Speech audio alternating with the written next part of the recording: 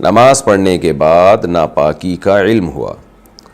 پاکستان سے کسی نے پوچھا اگر کپڑے ناپاک ہوں اور ہم نے نماز پڑھ لی ہو اور بعد میں پتہ چلے کہ کپڑے ناپاک تھے تو کیا جو نماز پڑھ لی ہے وہ دوبارہ پڑھنی ہوگی؟ اور اگر دوبارہ پڑھنی ہوگی تو اس کی کیا نیت ہوگی؟ کیا وہ قضا کر کے پڑھنی ہوگی؟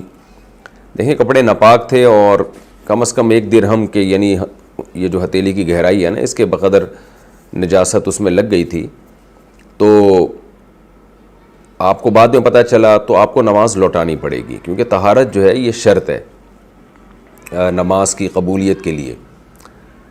اب نماز جب آپ کو دوبارہ لوٹانی پڑے گی تو اس میں نیت کیا ہوگی؟ کوئی نیت نہیں ہے،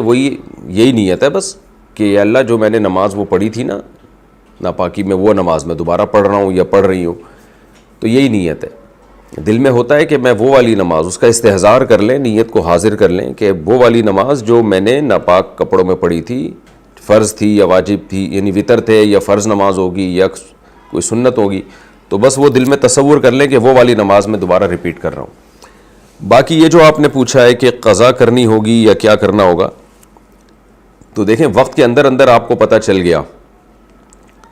تو قضا کرنے کی اجازت بالکل بھی نہیں ہے، فوراً آپ کو پڑھنی پڑے گی تاکہ نماز قضا نہ ہو۔ اور وقت کے بعد اگر پتہ چلا ہے تو پھر وہ تو قضا ہو ہی گئی ہے،